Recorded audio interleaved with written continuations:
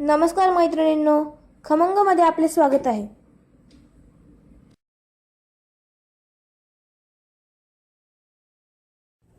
आज आपण बनवणार आहोत रताळ्याच्या घाऱ्या किंवा घारगे.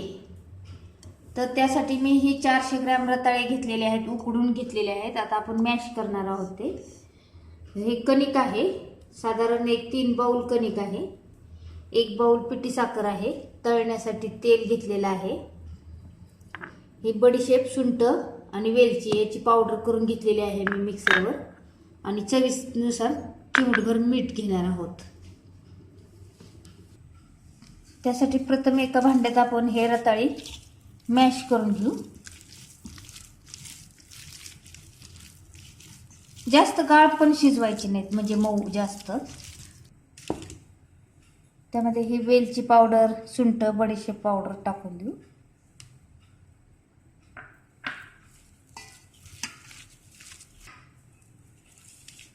साखर तुमच्या चवीनुसार घ्यायची. तुम्हाला किती गोड, किती कमी गोड असं लागतं यानुसार घ्यायची, कारण रताळ्यात साखर असतेच, ते गोडच असतात चवीला.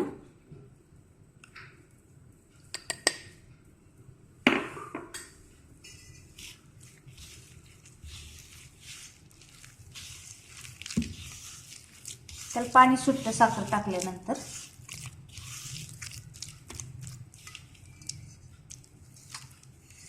आता चवीनुसार त्यामध्ये थोडंसं मीठ टाकू. आता पण एक कणिक त्याच्यात मिक्स करणार आहोत.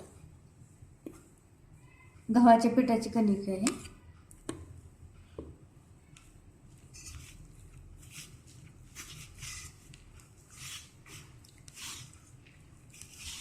चांगलं मळून घ्यायचं, मऊ. तेल घ्यायचं हातावर, तेल लावून थोडंसं मळून घ्यायचं, म्हणजे एक जीव होतो चांगलं पीठ. आता आपण तेल ह्याच्या कढईमध्ये टाकून गरम करून घेणार आहोत.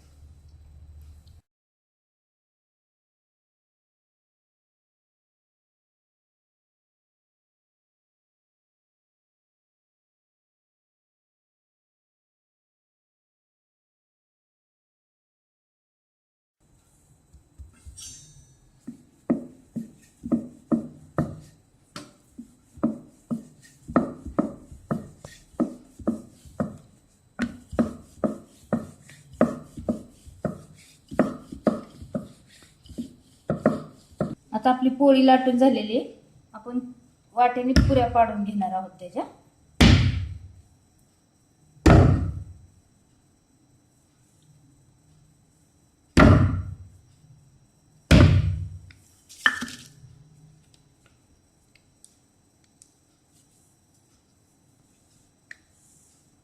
तेल तापले का पाहायचं आपलं, थोडंसं हे टाकून वर आले की समजायचं आपलं तेल तापलेलं आहे, गरम झालेलं आहे.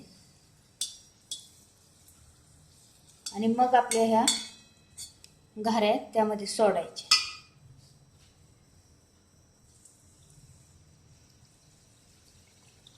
आपण तेल कमी घेतलेलं असल्या कारणाने 2-2च सोडू सध्या. हा खूप छान फुलत चाललेले आहे.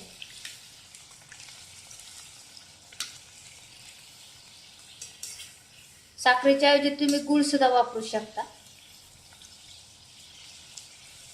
मी लाल भोपळ्याच्या घाऱ्या केलेल्या आहेत, त्याच्यात गूळ वापरलेला आहे.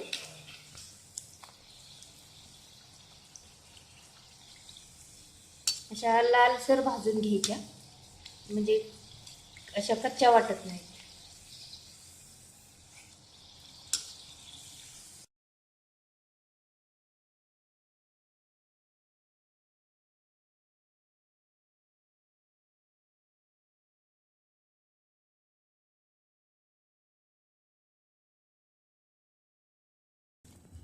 तुम्हाला ही रेसिपी आवडल्यास तुम्ही घरी अवश्य करून पहा आणि मला कमेंट्सद्वारे कळवा.